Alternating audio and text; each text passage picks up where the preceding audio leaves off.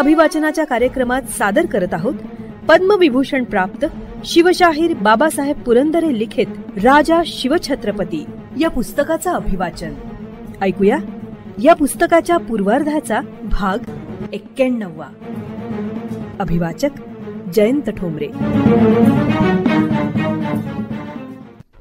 कारतलब खान तुंगारण्यात शिरण्यापूर्वीच महाराजांची भूते तिथे जागोजागी लपून बसली. वास्तविक लोहगड आणि विसापूर हे किल्ले स्वराज्यातच होते, परंतु मोगली फौज आपल्या शेजारून तुंगारण्यात उतरणार आहे हे उघड दिसत असून सुद्धा त्या गडावरच्या मराठ्यांनी किंवा आधीच तुंगारण्यात येऊन बसलेल्या महाराजांच्या सैनिकांनी कारतलबला मुळीच अडकाठी केली नाही. त्याला अगदी सुखरूप येऊ दिलं. हे असं का केलं? उत्तर अगदी स्पष्ट आहे. तुंगारण्याच्या भयंकर कोंडीत गाठूनच झोडपून काढणंच उत्तम जमणार होतं. महाराजांनी नेतोजीला कोंडी करण्याचा हुकूम दिला होता. खानाची फौज तहानेने हैराण होती. पाणी मिळेना. उंबरखिंडीच्या वाटेवर कसाबसा खान आला. कारतलबने तशाही स्थितीत पुढे कूच करण्याचा हुकूम दिला. दुसरं काय करणार? रायबाघन एक अक्षरही न बोलता निमूटपणे सारं पाहत होती आणि पुढे चालत होती. फौज कशी बशी चालत अरण्याच्या ऐन गाभ्यात आली आणि एकदम कर्कश शिंगे किंचाळली. नौबती वाजू लागल्या. खानाची फौज अतिशय भयभीत होऊन इकडे तिकडे पाहते न पाहते तोच झाडीत दडलेले, झाडावर दडलेले आणि सांदी सपाटीला दडलेले शेकडो मावळे तलवारी उचलून खानाच्या फौजेवर धावले. एका अंगानं तर खुद्द नेतोजी पालकर उड्या टाकीत येत होता. कारतलब खानाची जीभ मात्र आता कोरडी पडली. तो रायबाघन आणि आणखीन काही माणसे एका बाजूस होती. त्या अरण्यात अफजलवधाच्या वेळी झालेल्या जावळी खोऱ्यातल्या कत्तलीची दुसरी आवृत्ती होऊ लागली. लढाई पेटली, पण मोगलांमध्ये जीवच उरला नव्हता लढायला. मावळे केव्हापासून आधीच तिथे येऊन वाट पाहत बसले होते. ते ताजेतवाने होते. कारतलबचा अमरसिंह नावाचा सरदार मराठ्यांशी लढण्याची शिकस्त करीत होता. त्याने फार धडपड चालवली, पण मराठी फौज फार जोरावर. त्यांनी मोगली फौजेची इतकी भयंकर कत्तल मांडली की आरडाओरडण्यानं त्या अरण्यात दुसरं काहीच ऐकू येईना. कारतलब मात्र अगदी घाबरून गेला. रायबाघन अजूनही निमुटच होती. महाराज उंबरखिंडीच्या वाटेवर येऊन उभे राहिले. ते घोड्यावरच आरूढ होते. त्यांच्या भोवती काही हत्यारबंद मावळेही उभे होते. एका हातात घोड्याचा लगाम आणि दुसऱ्या हाताची मूठ कमरेवर ठेवून महाराज भेदक नजरेने तो अरण्यात चाललेला संग्राम पाहत होते. कारतलबच्या फौजेत जसवंतराव कोकाटे, गाढे वगैरे मराठी सरदारही होते. ह्या सरदारांबरोबर मराठी सैन्यही होतेच. हे मराठी शिपाई मोठे डोकेबाज होते. महाराजांच्या लोकांनी तुफान तांडव मांडलेले पाहिल्यावर आणि आपली धडगत नाही असं दिसल्यावर हे मराठी शिपाई ओरडून मावळ्यांना सांगू लागले की आम्ही तुमच्यापैकीच आहोत, आम्ही महाराजांचेच शिपाई आहोत.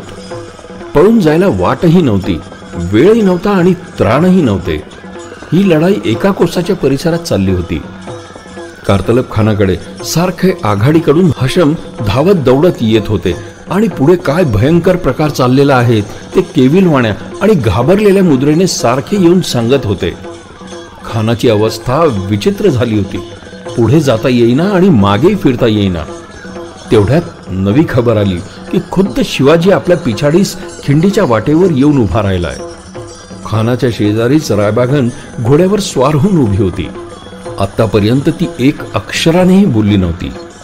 मोगली फौजेची भयंकर दाणादाण ती पाहत होती. तिची खात्रीच झाली की येथून निभणे कठीण आहे, पण खानाने मात्र लढण्याचा अजूनही हट्ट धरला होता. बहादुरो, लढते रहो, लढते रहो, खान ओरडत होता. परंतु खानाचा सल्ला सैनिकांना पटत नव्हता. ते पळत होते. हताश, दिग्मूढ होऊन कित्येक जण उभेच राहिले होते. यश मिळण्याची आशा तर दूरच राहो, पण प्राण आणि अब्रू शिल्लक राहण्याची आशा सुद्धा आता उरलेली नव्हती. मोगल फौजेत केवळ हाहाकार उडाला होता. धीर पार सुटला होता. आता मात्र रायबाघनला गप्प बसवेना. ती कारतलबला अगदी कडक आणि स्पष्ट शब्दात म्हणाली, खान साहेब, तुम्ही फार मोठी चूक केलीत की शिवाजी सारख्या सिंहाच्या या अरण्यात शिरलात. एवढी मोठी बादशाही फौज तुम्ही घमेंडखोरीनं सिंहाच्या जबड्यात आणून सोडलीत. केवढी दुःखाची गोष्ट आहे. आजपर्यंत बादशाह हजरत आलमगीर यांनी मिळवलेल्या यशावर तुम्ही बोळा फिरवलात. त्यांचं यश तुम्ही अरण्यात बुडवलं. पहा, पहा मागे पुढे चौफेर शत्रू किती जोरात आहे.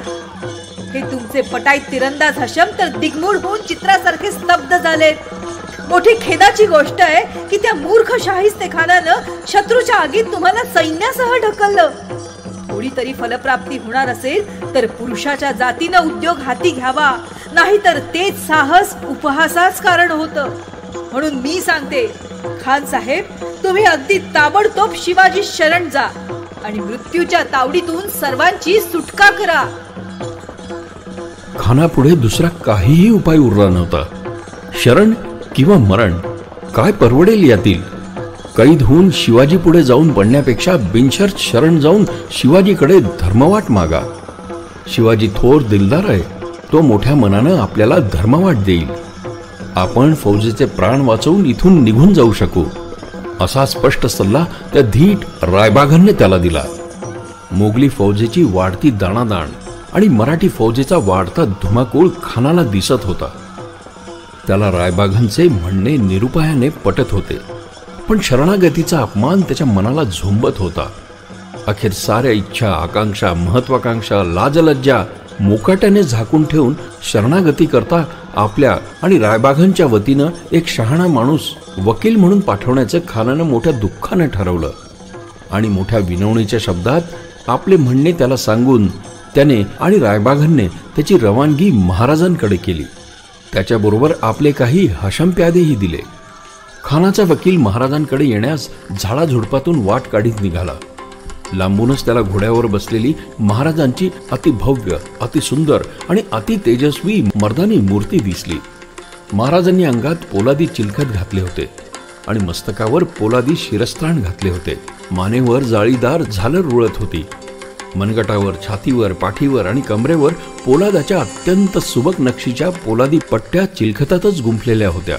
पायातल्या पांढऱ्या सुरवारीवर ते किंचित अंजिरी झाक असलेले चिलखत आणि शिरस्त्राण महाराजास फार शोभून दिसत होते. त्यांनी कमरेवर पल्लेदार तलवार लटकावली होती. पाठीवर विशाल ढाल बांधली होती. कानात मोत्याचे चौकडे हालत होते. भव्य कपाळ, गरुडासारखे घवघवीत नाक, चढणीदार भिवया, अत्यंत पाणीदार डोळे, काळी भोर आणि खोलून दिसणारी दाढी आणि मुखावर किंचित स्मित. वकील त्या काट्याकुट्यातून डोंगराच्या अगदी सन्निध्य गेला आणि त्याने महाराजांच्या एका भालदारास सांगितलं की मी खाने आझम कारतलब खान आणि रायबागन साहेबा यांच्याकडून वकील म्हणून आलो आहे, तरी महाराजांनी माझ्यावर मेहरनजर वळवावी. भालदारांनी महाराजास वकील आल्याची वर्दी दिली. महाराजांची नजर वकिलाकडे गेली. त्यांनी वकिलास जवळ येण्यास खुणावले. वकील मुजरा करीत करीत नजीक आला. आपण खान साहेब कारतलब खान उझबेक यांच्याकडनं आपणाकडे विनंती करावयासाठी आलो आहोत, असे वकिलाने अतिशय अदबीने महाराजांना सांगितले. तेव्हा भिवया किंचित वर चढून महाराजांनी त्याला आज्ञा केली की खानाचे काय म्हणणे आहे ते सांगा. महाराज घोड्यावरूनच बोलत होते. हात पसरून वकील म्हणाला, आम्ही बदतमीजीने भलतीच हाव धरून महाराजांच्या मुलखात हात घातला. याचे आम्हाला बहुत दुःख होत आहे. खान साहेब सक्त दिलगीर आहेत, बिन तक्रार शरण आहेत. महाराजांनी नजर इनायत फरमावून आम्हाला जिवंत जाऊ द्यावे अशी खान साहेबांची महाराजांच्या कदमी बाअदब अर्जदास्त आहे. म्हणजे इतक्या उशिरा कारतलब खानाच्या डोक्यात स्वतःची चूक शिरली तर? वकील पुढे म्हणाला, सह्याद्रीच्या या जणू काही खोल पाताळासारख्या तळात आम्ही मनात दीर्घकाळ स्थिमित झालो आहोत आणि पराक्रम सुद्धा विसरलो आहोत. नागांच्या मस्तकावरचा मणी आणि महाराजांच्या हुकमतीखाली दुर्ग सारखेच दुर्लभ आहेत, अजिंक्य आहेत. ते दुसऱ्याच्या कब्जात कधीही जाणार नाहीत. महाराजांच्या बिकट मुलखाचा अंदाज आमच्या खान साहेबास न आल्यामुळेच हा गुन्हा त्यांच्या हातून घडला. म्हणजे हा मुलूक बिकट नसता तर खान साहेबांनी हा गुन्हा मोठ्या खुशीने आणि बिनबुभाट पार पाडला असता.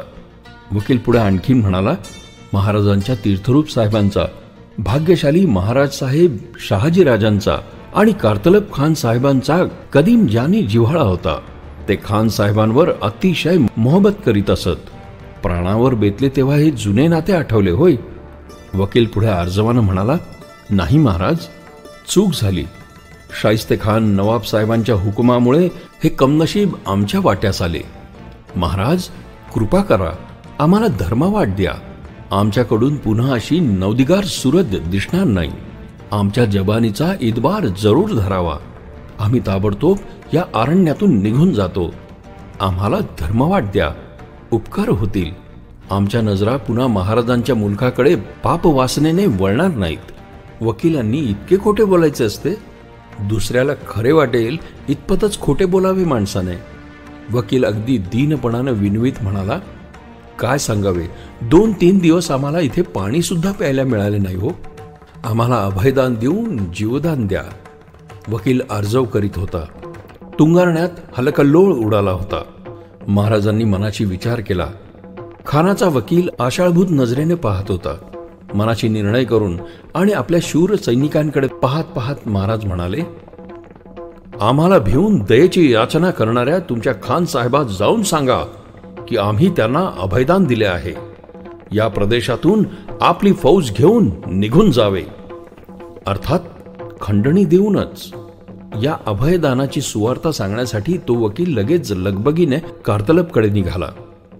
पण आतापर्यंत खानाच्या फौजेची अक्षरशः दाणादाण उडाली होती. मराठ्यांनी लूटही खूप जमा केली होती.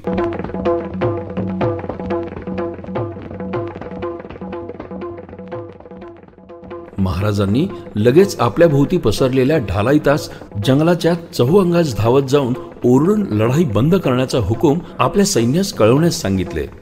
ताबडतोब ते 5-50 ढालाईत मुजरे करून ताड ताड ताड उड्या मारीत जंगलात उतरले. ढालाईतांनी जंगलात विखुरलेल्या आपल्या सरदारास आणि सैन्यास गनिमांची चाललेली लढाई बंद करण्याचा महाराजांचा हुकूम झाल्याचं ओरडून ओरडून सांगितलं. लढाई थांबली. खानानं सुस्कारा सोडला. महाराजांचा वकील खानाकडे आला.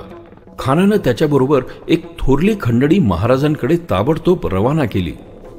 उंबरखिंडीत खानाचा अगदी दणकून पराभव झाला. तो दिवस होता 2 फेब्रुवारी 1661. कार्तलब खानाने बरोबर आणलेले मौल्यवान सामान सुमान आणि युद्ध साहित्य तुंगारण्यात जागच्या जागी टाकून दिले.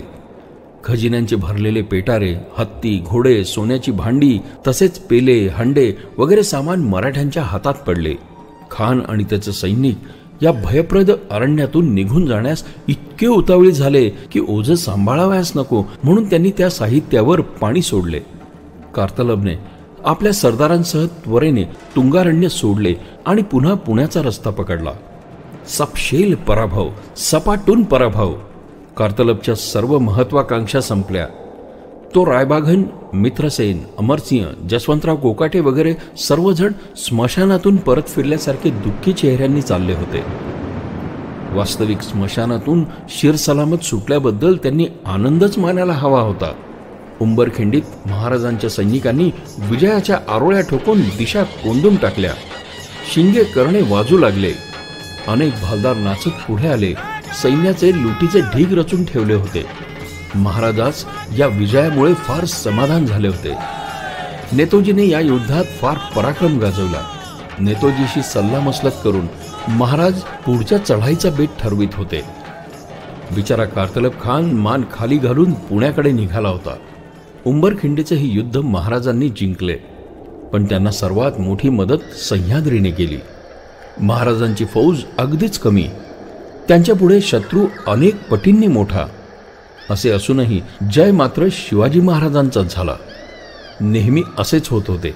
याचे कारण महाराजांच्या मदतीला सह्याद्री सदैव महारुद्रासारखा उभा होता.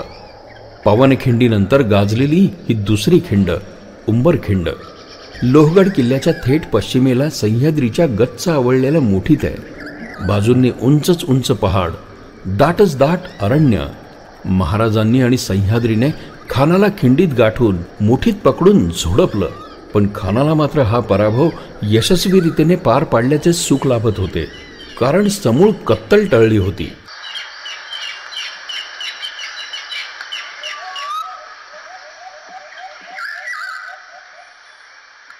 श्रोते हो, पुस्तक अभिवाचनाच्या कार्यक्रमात पद्मविभूषण शिवशाहीर बाबासाहेब पुरंदरे लिखित राजा शिवछत्रपती या पुस्तकातल्या पूर्वार्धाचा भाग 91 आज आपण ऐकलात.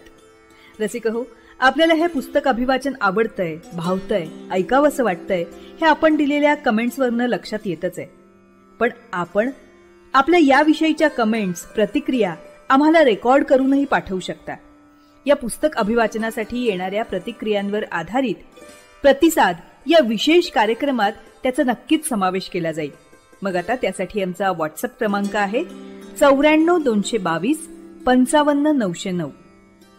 क्रमांक पुन्हा एकदा ऐका, 94-222-55909. तसंच तुम्ही ईमेलही करू शकता. त्यासाठी आमचा मेल आयडी आहे imagead27@gmail.com. imagead27@gmail.com. तेव्हा आपल्या प्रतिक्रिया रेकॉर्ड करून आम्हाला नक्की पाठवा. आम्ही त्याची आतुरतेने वाट बघतो आहोत. आणि आता जाता जाता रेडिओ जयंतचे दर्जेदार कार्यक्रम ऐकण्यासाठी, त्याचं वेळोवेळी नोटिफिकेशन मिळवण्यासाठी रेडिओ जयंत लाईक करा, शेअर करा. आणि हो, रेडिओ जयंतच्या या YouTube चॅनलचं सबस्क्रिप्शन फ्री आहे. तेव्हा लगेचच रेडिओ जयंतला सबस्क्राईब करा.